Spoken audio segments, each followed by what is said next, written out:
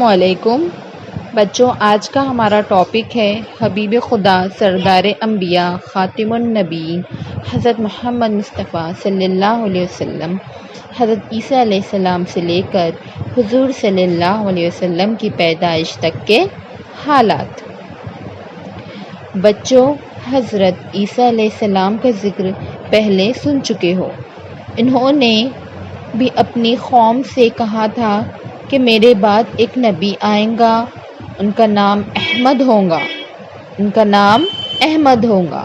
حضرت عیسیٰ علیہ السلام کو جب اللہ نے آسمان پر زندہ اٹھا لیا تو اس کے بعد 150 سال تک عیسائی ادھر ادھر بھٹکتے رہے اور آپس میں لڑتے رہے۔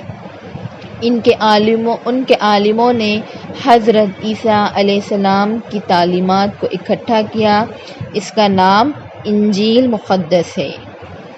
یہ تعداد میں ہزاروں پہنچ چکی تھی۔ اس وجہ سے عیسائیوں میں بڑا جھگڑا ہوا کہ کون سی انجیل صحیح ہے۔ آخر سب نے اتفاق کر کے سب کتابیں جلا دی، صرف 4 باقی رہنے دی۔ ان کا نام یہ ہے: متی، یوحنا، لوقا، مرقس۔ یہ چاروں ان کی جمع کرنے والوں کے نام سے مشہور ہے، مگر یہ بات آج تک طے نہ ہو سکی کہ اس میں کون سی کتاب اصل انجیل مقدس ہے۔ غرض حضرت عیسیٰ علیہ السلام کے بعد جب ہر طرف کفر و شرک اور جہالت پھیل گئی، لوگ پھر بت پرستی میں مبتلا ہو گئے، آدمی کا دشمن ہو گیا، شراب، جوا، قتل، لوٹ مار، بدامنی ہر طرف پھیل گئی۔